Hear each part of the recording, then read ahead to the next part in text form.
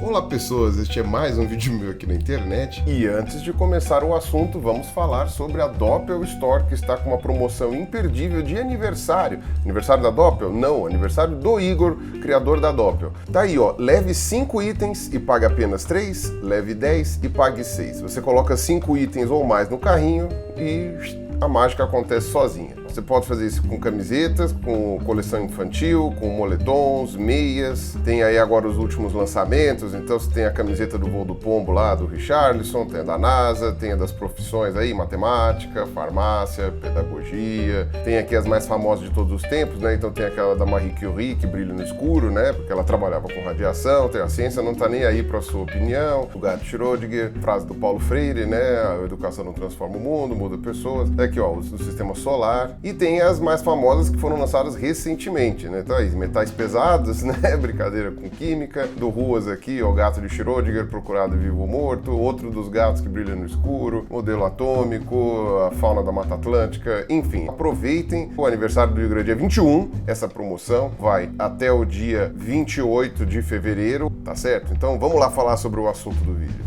E eu vim aqui para falar um pouquinho, na verdade não vou acrescentar tanta coisa assim, só os principais pontos de discussão aí sobre esse lance de desextinção de espécies, ou seja, de usando engenharia genética a gente conseguir ressuscitar espécies que foram extintas. Não aqueles dinossauros do Mesozoico lá, Jurássico, Cretáceo e tal, mas espécies que foram extintas há muito pouco tempo. Seja por causa de questões naturais mesmo, ou seja porque a nossa espécie, né, a espécie humana, ajudou na sua extinção ou foi responsável direto por ela. Então seriam animais aí, eu não vi nada sobre plantas, né, então acho que são só animais, que possuem material genético acessível. Isso daí já é discutido há mais de 30 anos. Começou a ser levado a sério desde a época da clonagem da ovelha Dolly, né? Que foi assim o boom de discussões com relação à genética. E teve filme, e teve novela, né? Quem lembra da novela O Clone, né? Da Glória Pérez. Inclusive foi quando explodiu a procura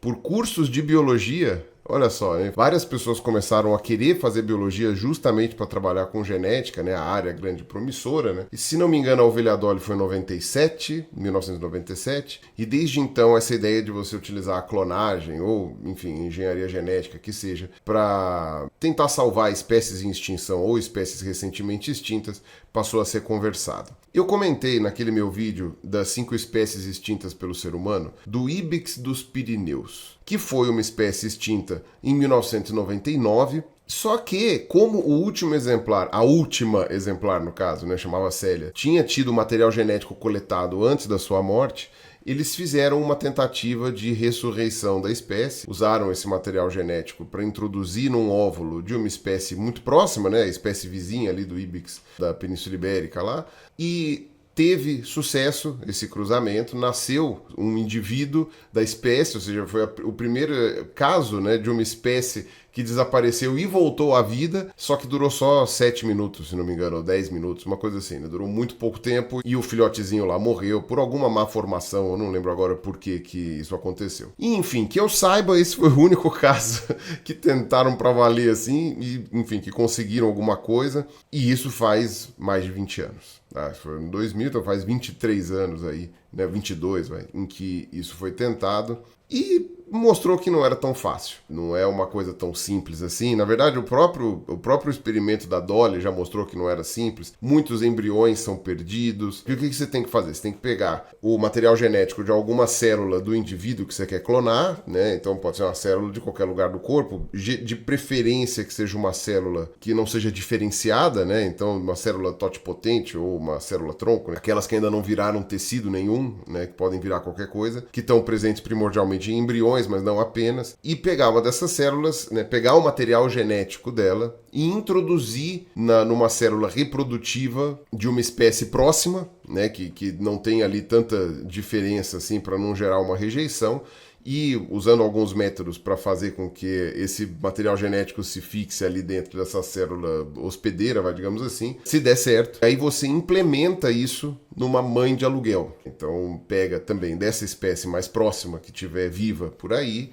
implanta essa célula aí, que vai ser o novo embrião, no útero, no caso de ser mamífero, né? No caso de ser ave tem algumas peculiaridades que depois eu posso falar, mas enfim, você implanta lá e espera a gestação. Só que a chance desse embrião vingar é muito pequena. Tanto do material genético realmente ser aceito ali dentro da célula, quanto dele ser implantado de fato no útero da mãe hospedeira, né, da mãe de aluguel, tanto quanto da gestação chegar ao final e dele nascer e ser viável de se manter vivo, né, e não ter algum defeito grave que nem aconteceu aí com o Ibex dos Pirineus, né? Então a probabilidade é muito baixa. Então você faz, sei lá, centenas de embriões, né, de implantações para 1 ou 2 darem certo. Então é um mecanismo que não é muito econômico, né? Requer muito gasto, né, de energia e de muita tentativa aí para conseguir. Isso meio que acaba deixando até a coisa um pouco inviável, né? Por isso que a gente tem a impressão até que o pessoal deixou isso meio para lá, né? Falou, pô, dá muito trabalho fazer esse negócio. E eu até recebi essa semana, inclusive pelo próprio pessoal da UOL, uma matéria que saiu na Tilt da UOL sobre um pessoal que está clonando agora animal de estimação. Então conta a história de uma menina que resolveu clonar um gato dela, que morreu razoavelmente cedo, né? Morreu acho que com 5 anos, né? O gato costuma durar bem mais do que isso. Ela tinha acho que umas células congeladas, ou então ela mesma retirou na hora lá que o gato morreu umas células, lá pediu para retirar, para fazer uma clonagem. E conseguiu, de fato, agora ela tem uma outra gatinha clonada que tem o mesmo material genético da gata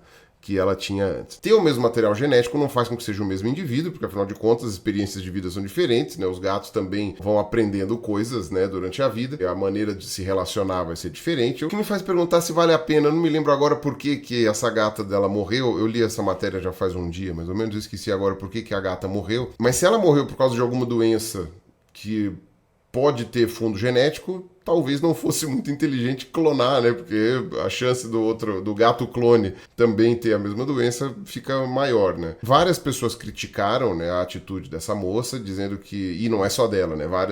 Várias pessoas estão fazendo isso lá na gringa. No Brasil ainda não pode fazer, mas lá na gringa tem muita gente fazendo. Estados Unidos, né? Pra variar, tem que ser Estados Unidos. E tá tendo várias críticas. Primeiro que o processo é muito caro. 15 mil dólares, sei lá, 30 mil dólares, depende do bicho que você vai clonar. Segundo que tem muito gato de rua abandonado ou para adoção, muito cachorro para adoção. Os caras clonam, acho que até cavalo, então de um cavalo para adoção. E você ficar clonando os bichos que nem é para ser o mesmo indivíduo, né? Esse tipo de coisa. O pessoal fala que é, na verdade, um desperdício e uma crueldade com quem, sabe, com tanto bichinho abandonado aí. Se você quiser um gato, pega um gato que já nasceu, coitado, e que nasceu, entre aspas, de graça, né? E que tá lá sem ninguém para cuidar, ao invés de você ficar clonando o teu gato. E também tem uma argumentação com relação a essas mães de aluguel que são utilizadas para clonagem.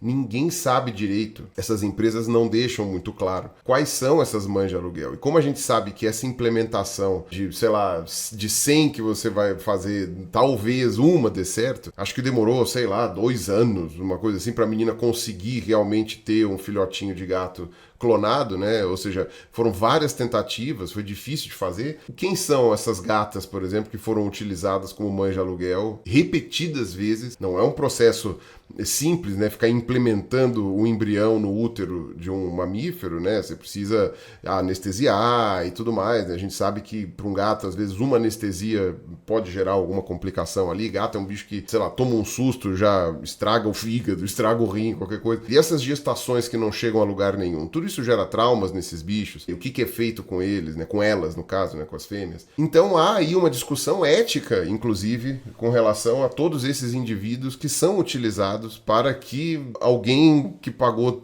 sei lá, 30 mil dólares vá lá e consiga clonar o seu bichano, ou seu doguinho, ou seu cavalo. Para que precisaria ser um indivíduo clonado, sendo que quem morreu, morreu e não vai ressuscitar, entendeu? Não é o mesmo indivíduo com o mesmo tipo de apego, que conheça você do mesmo jeito. E se for para ter um apego por outro indivíduo, um gatinho que você adotasse hoje normalmente, ele ia também desenvolver um apego por você de alguma forma. Não seria necessário fazer todo esse procedimento e tal. Aí a menina lá se defende, não vem ao caso ficar falando sobre isso, é só para dar um contexto de que essa ideia de você ficar clonando reproduzir artificialmente um determinado indivíduo também pode servir para espécies.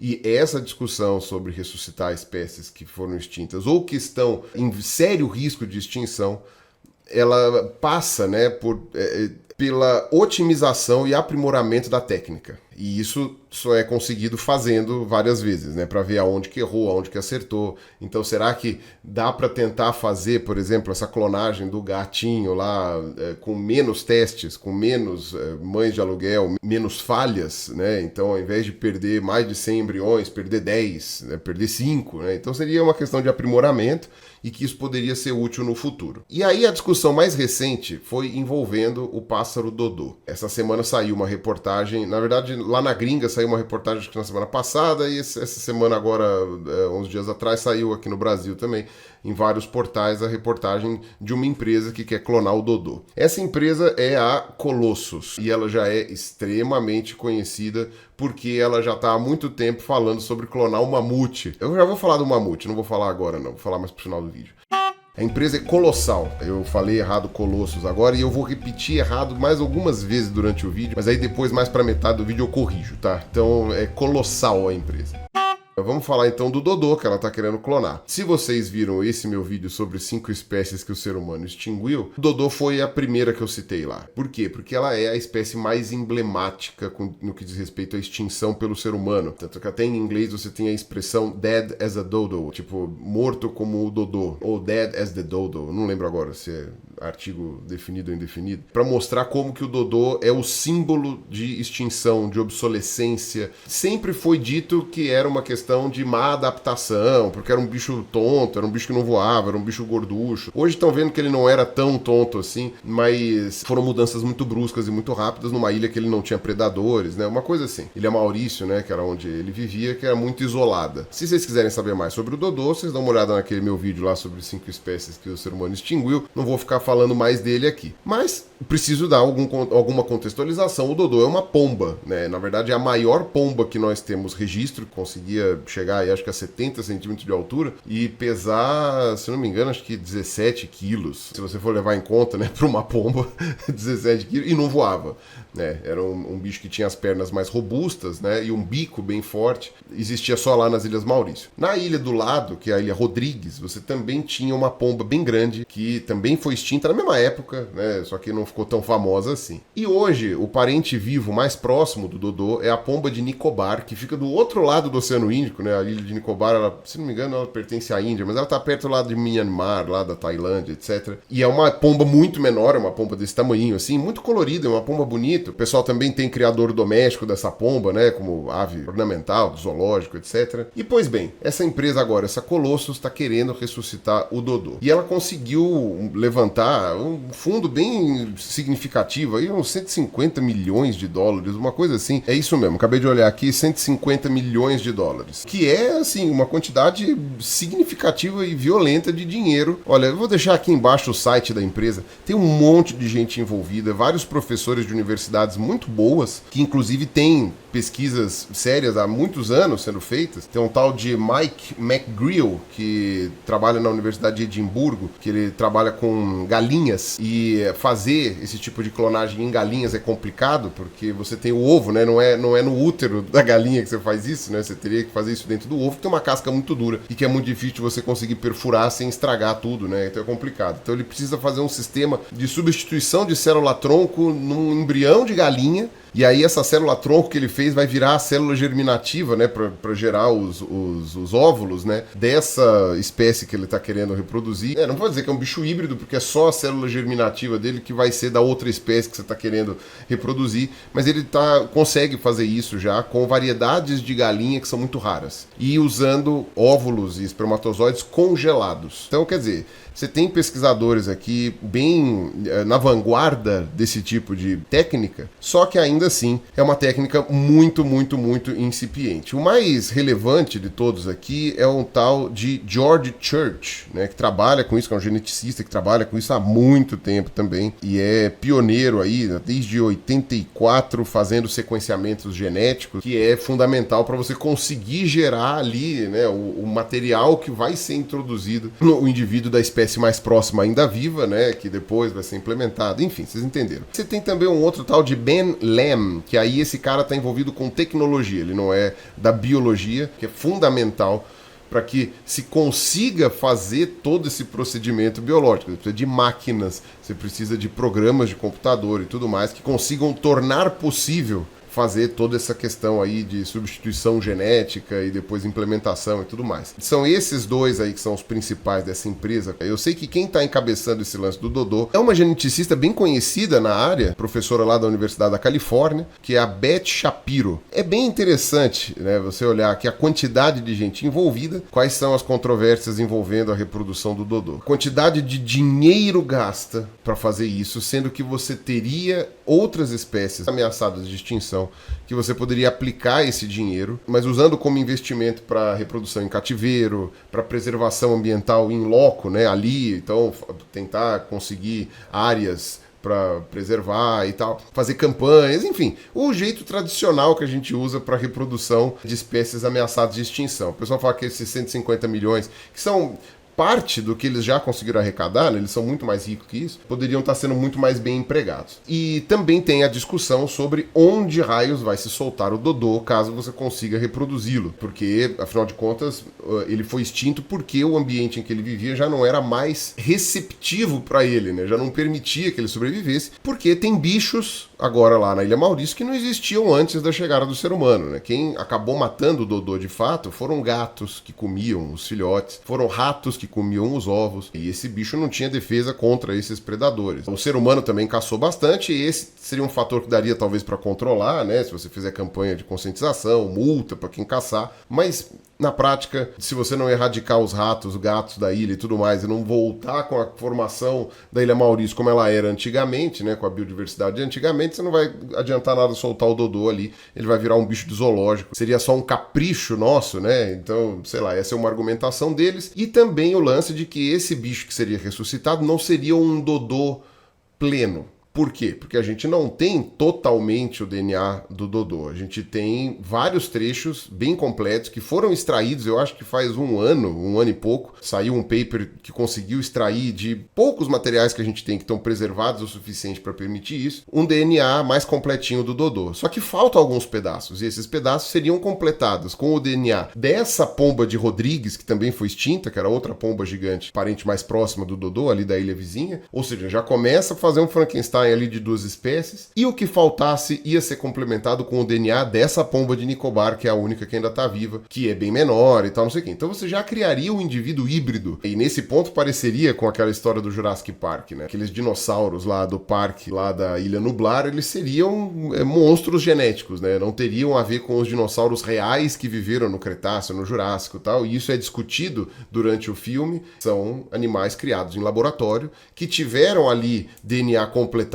com sapo, né? Tanto é que é por isso que eles passaram a se reproduzir, né? Que não era para isso ter acontecido. É aí que tem o drama do filme, né? Isso também aconteceria na ressurreição do Dodô. Você estaria fazendo ali um animal híbrido, um Frankenstein ali de pelo menos 3 espécies. Nunca foi tentado fazer isso com pombos, foi tentado com galinhas e patos, que nem esse cara, esse pesquisador aí já fez, né? Lá de Edimburgo. Você está ressuscitando uma espécie que nem é a espécie que foi extinta. E para quê, né?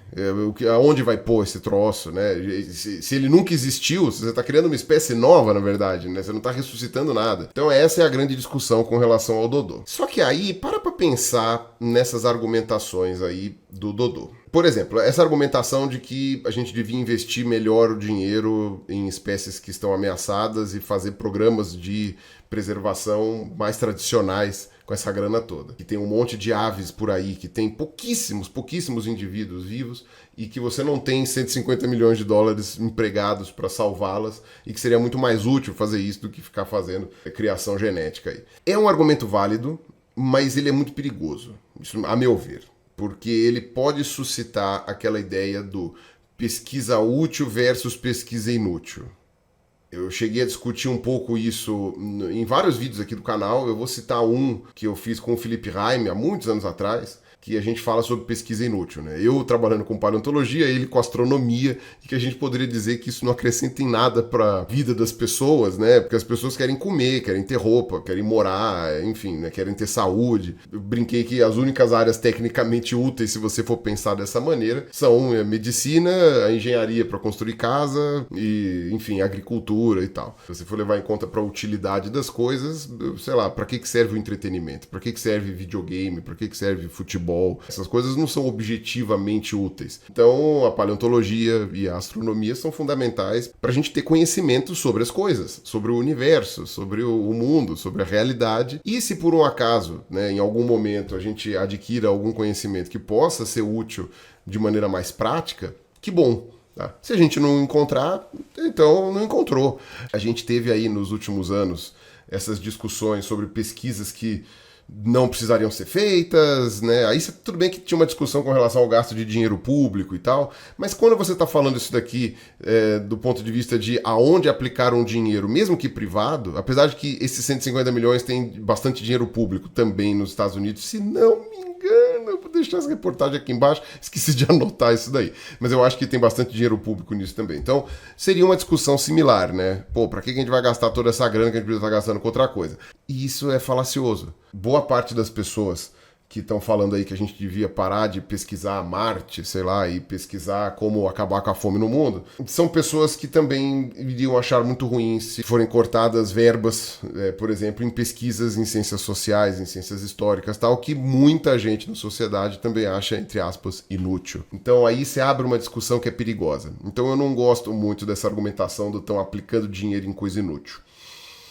Pode parecer declive escorregadio da minha parte, né, de querer começar com uma coisinha pequena e já extrapolar para algo fora de noção, mas eu acho que não. Eu acho que nesse caso é exatamente a mesma coisa. Mas que seja, como eu disse, é uma argumentação válida. É possível defendê-la de maneira honesta. Outra, onde colocar o Dodô, né, depois dele ser recriado, ou esse troço aí, né, esse Frankenstein aí que a gente chamaria de Dodô, onde colocar? Isso é algo que realmente é uma questão. Ele vai virar um bicho de zoológico para sempre? A gente está colocando ele no mundo para quê? Para ele virar uma peça de ornamentação?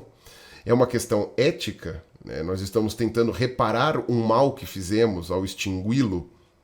Eu acho válido esse argumento ético. Tipo, estamos reparando aquilo que a gente fez. Porque vale para os bichos que estão na beira da extinção, quanto para os bichos que foram extintos. Recuperar bichos que estão em extinção severa, a lógica é a mesma, né? Se a gente não quer um extinto, porque a gente iria querer o outro só porque já foi. Se a gente tiver técnica de ressuscitar.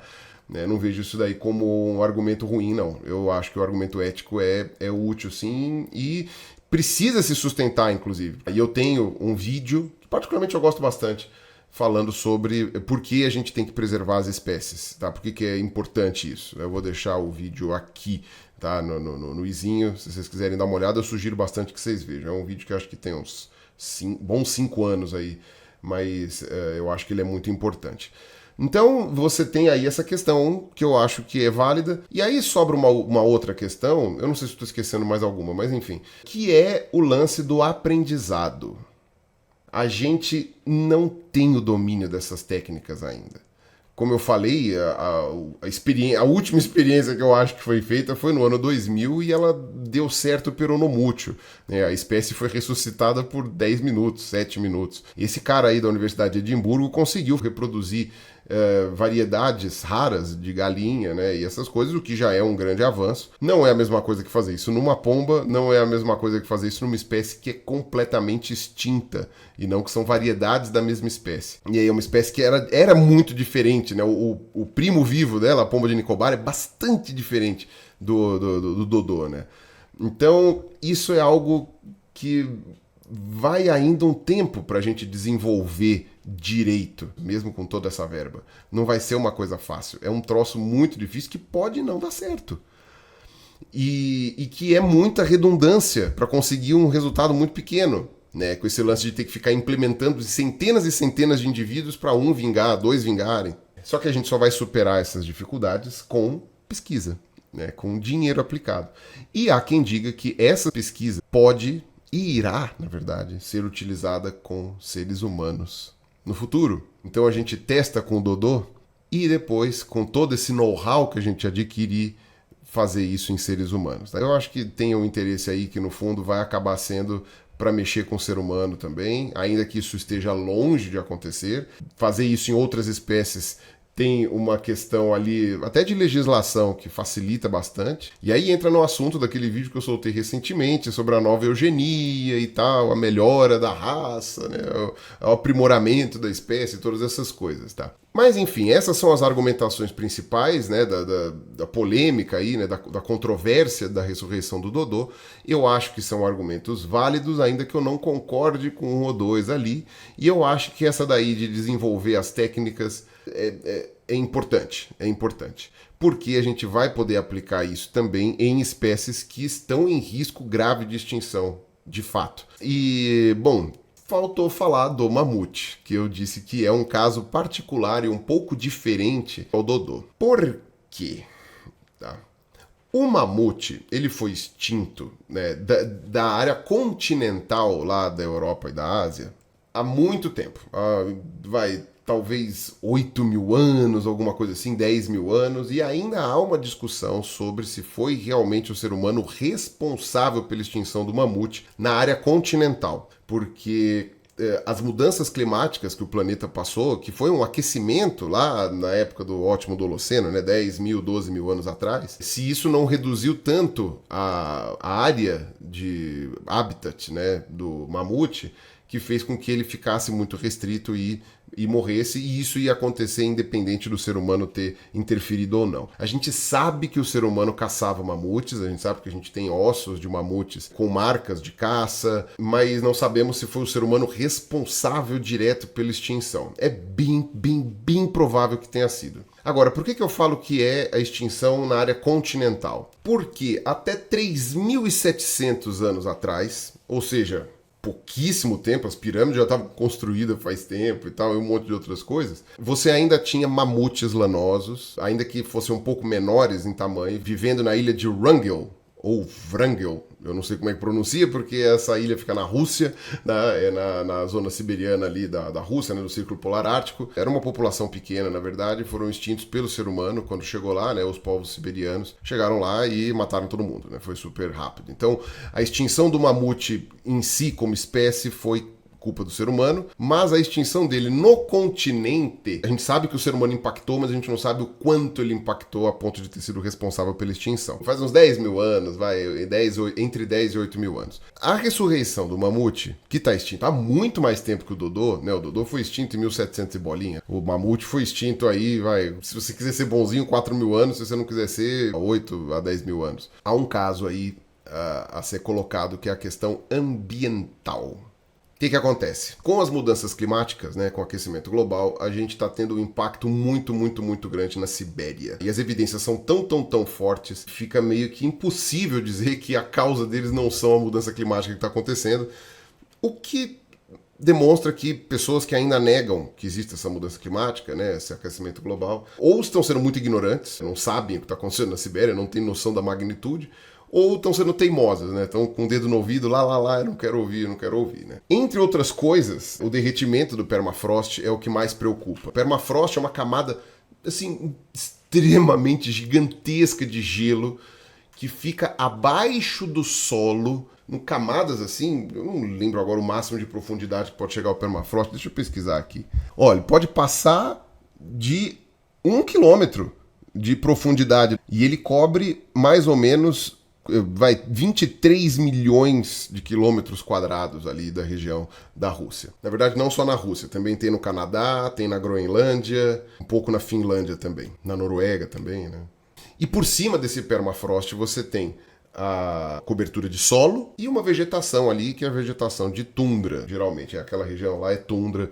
Então, quer dizer, é uma área que se você olhar ali, você não jura que embaixo é tudo gelo. E esse gelo, que está lá desde a última era glacial, etc., ele armazena quantidades gigantescas de gás carbônico e gás metano, que foram aprisionados ali na água que congelou e tinha a ver também com a matéria orgânica que existia lá. Tem um monte de esqueletos de mamute, de rinoceronte lanoso, né, de bichos que morreram ali, e árvores, né, e vegetação e tal, não sei o que foi congelando ali sucessivamente, tá? Foram sendo cobertas por gelo. Essa quantidade gigantesca de metano e gás carbônico, se for soltada na atmosfera, vai gerar ali uma aceleração violenta do aquecimento global. Na verdade, calcula-se que se o permafrost derretesse inteiro, você teria mais que o dobro, acho, da quantidade de gás carbônico que já existe na atmosfera atualmente. É uma preocupação muito grande o derretimento do permafrost, e ele está acontecendo. A gente tem áreas de permafrost que estão cedendo, áreas de permafrost que estão sendo exploradas pelo ser humano por vários motivos, e aí isso expõe aquele gelo todo que acaba derretendo com mais facilidade. Ele não teria derretido com o solo por cima, enfim. Tem uma série de questões, né? Uma das evidências são uns buracos gigantescos que tem aparecido na Sibéria. Até aparece às vezes em reportagem e tal, a galera, para variar, diz que é o extraterrestre, que são os habitantes do centro da Terra que saíram, ou então que é o Putin que está desenvolvendo uma nova arma nuclear que consegue fazer um buraco no chão. É que os buracos são bem redondinhos assim, né? E são enormes, são gigantescos, e tem uma profundidade gigante também. Mas eles são basicamente formados por bolhas de metano que se formam no subsolo, no permafrost, e em determinado momento essas bolhas, né, a pressão vai aumentando, elas formam um bolsão gigantesco, mas o que acontece? O solo cede, ele cai. Cada vez que esses buracões abrem, é uma quantidade monstruosa de metano que se solta na atmosfera. E isso só pode ser gerado pelo derretimento do gelo que está acontecendo porque está mais quente do que devia. E tem mais uma outra evidência da mudança climática, que é o fato de que as árvores da taiga siberiana e do Canadá, Alasca também, né? Aquela zona de árvores que você tem um pouquinho abaixo, ou mais ou menos em cima da linha do Círculo Polar Ártico lá, estão crescendo mais para o norte. Então eles estão invadindo a área de tundra, que é tradicionalmente um bioma que não tem árvores, né? Só tem arbustos, gramíneas e tudo mais. Estão invadindo ali, por quê? Porque com o planeta esquentando, uma zona, vários quilômetros para o norte, passa a ser aprazível para o crescimento de árvores, né? Não havia uma temperatura amigável para árvores antes ali, e agora há. Então as árvores estão crescendo mais para o norte, né? E isso está encurtando a área de tundra. E aí você pode falar, pô, mas tem mais árvore, não é para ter mais árvore no mundo, Pirula? Tá reclamando por quê, né? Qual o problema de ter mais árvore ali? Bom, o problema é que as árvores, elas na verdade, elas refletem menos a luz do sol e, portanto, absorvem esse calor. As árvores ajudam a dar uma esquentadinha a mais ali, porque as gramíneas que cobrem ali, mesmo o gelo durante o inverno, ele reflete a luz do sol. Então é o efeito albedo que a gente chama, né? Então, na verdade, eles protegem mais o permafrost que está lá no subsolo, mantendo aquilo ali mais gelado. As árvores, elas deixam a coisa um pouquinho mais quente. E é aí que entram os nossos amigos elefantes peludinhos, porque os elefantes são modificadores de paisagem, né? Eles alteram as paisagens, porque eles são os bichos muito grandes, que comem muito, fazem muito cocô e que mantêm ali, geralmente, as áreas abertas, livres de grandes árvores. Na savana africana, por exemplo, dizem que até que os elefantes são que ajudam a manter a savana como savana, e não que aquilo lá vire uma área mais fechada, porque, imagina, uma manada de elefantes consegue consumir e destroçar ali áreas enormes de vegetação. Então, os mamutes, eles revolvendo o solo com aquelas presas gigantescas que eles tinham, né, eles estavam o tempo todo limpando ali aquela área e permitindo que as gramíneas crescessem e não as árvores, né? Inclusive adubando o solo com aquele monte de cocô que eles fazem e tudo mais. Pisoteando o chão com aquele peso enorme, então também fazendo com que aquela neve se consolidasse melhor, tal. E eles aparentemente seriam responsáveis pela manutenção de uma paisagem de estepe, digamos assim, da tundra. E aí, mantendo aquela paisagem só com gramíneas e sem árvores, ajudaria a não derreter tão rápido o permafrost. Algo a mais que poderia ajudar na manutenção da temperatura do planeta e na não liberação dessa quantidade enorme de metano e gás carbônico que tem ali no permafrost. É um motivo válido é uma coisa bem interessante a se pensar e que talvez pudesse dar certo. E segundo eu tinha visto aqui na referência que eu olhei, nem precisaria de uma quantidade tão grande de mamutes. Só precisaria evitar que eles fossem caçados, né, pela população local, porque com aquele marfim gigantesco, imagina o valor que não ia ter. A gente tem o DNA do mamute bem completinho, né, porque a gente encontrou indivíduos perfeitamente congelados, né? Então você consegue extrair um DNA muito melhor do que do dodô, né? Que você tem, são só esqueletos e tal. No caso do mamute, não. A gente tem o DNA muito mais completinho. Precisaria menos, então, do DNA dos elefantes atuais para complementar os buracos que faltam. Não seria idêntico, mas poderia servir para sua função. Mesmas críticas, né? Precisamos usar esse dinheiro para preservar os elefantes atuais e não os mamutes, né? Que já morreram. Apesar de ter lugar para colocar esses mamutes, entra na questão da sobrevivência deles. Será que eles vão aguentar nesse ambiente diferente do ambiente do começo lá do Holoceno, né? Se a população humana ali da região vai conseguir conviver com esses mamutes e tudo mais, né? Isso a gente vai conseguir também, né? Se não vai ser um gasto gigantesco lá e no fim das contas acabar sendo inviável até economicamente ficar reproduzindo os mamutes ali. E a outra crítica, e essa é uma crítica bem interessante, porque ela também é uma faca de dois gumes,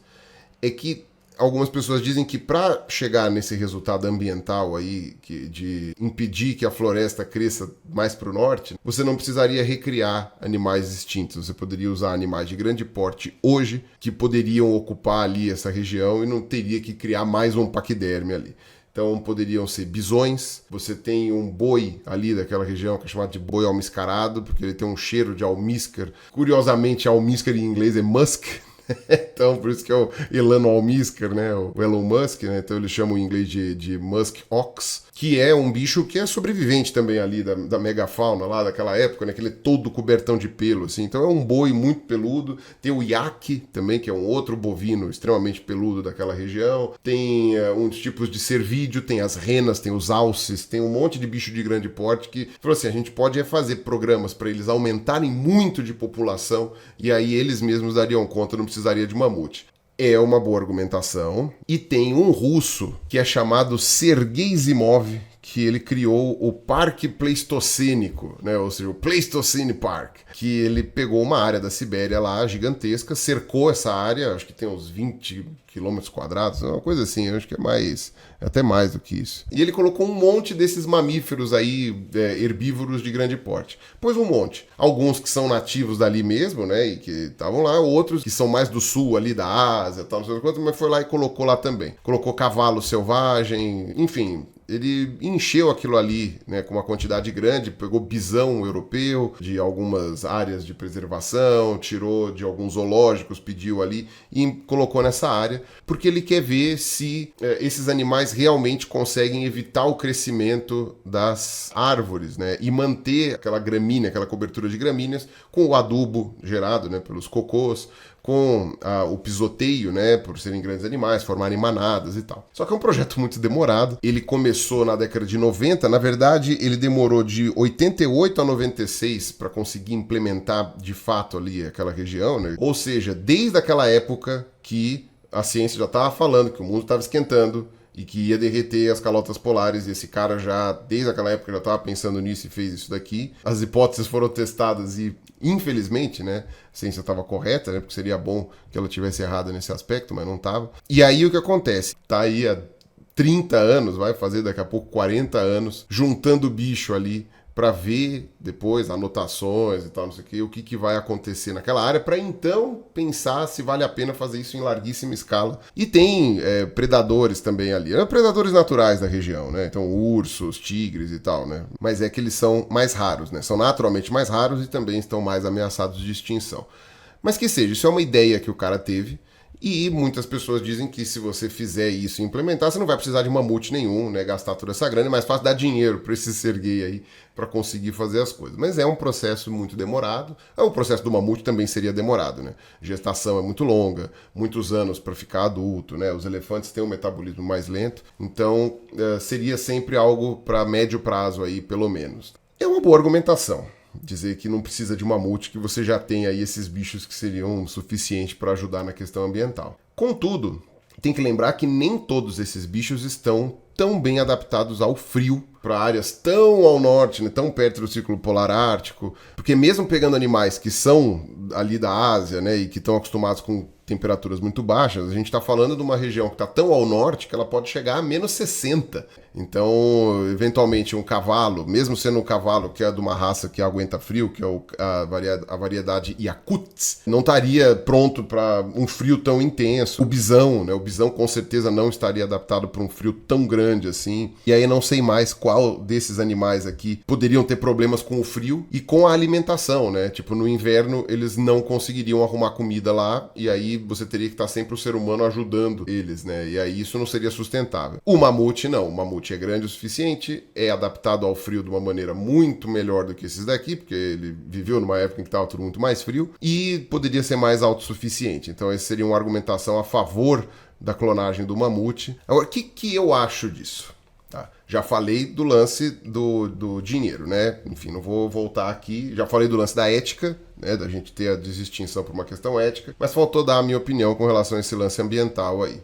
Eu acho interessante, ainda que eu acredite que a chance de dar certo é muito pequena e que isso seja mais propaganda do que uma possibilidade real de conseguir. A probabilidade de um mamute, caso seja realmente feito, e eu acho que se eles conseguirem tomar o rumo certo, eu ainda vejo um mamute em vida, eu ainda fico vivo o suficiente para ver um mamute, então quem tá aí que é mais jovem que eu com certeza também vai estar. Eu acho que o mamute a gente acaba vendo, Dodô acho difícil, mas o mamute que a gente tem o DNA mais completinho, se os caras desenvolverem uma técnica boa e ainda vai demorar, talvez a gente consiga ver aí um mamute em breve, mas é uma chance muito grande desse mamute virar um bichinho de zoológico. E nunca conseguirem implementar realmente ele na natureza, jogar ele lá na Sibéria, ou no Canadá, lá no Alasca, etc e tal. Eu acho que isso pode acontecer. Então, a ideia é plausível, faz sentido, mas eu talvez possa ser muito esforço para pouco retorno. E talvez um retorno que demore demais, porque a gente vai precisar tomar atitudes contra a mudança climática mais rápido. Mas tudo bem, né? Não quer dizer que porque a gente possa tomar outras atitudes, mais uma não possa ajudar. Mas a gente tem que levar em conta de que a chance disso dar certo é pequena. Com relação à tecnologia que vamos desenvolver fazendo esse acerto e erro, bom, é assim que apareceram a maior parte das tecnologias no mundo, né? Você estava com um determinado objetivo e depois passou a usar para outros, né? Então, a energia nuclear foi criada para fazer bomba e acabou depois sendo usada para produzir energia.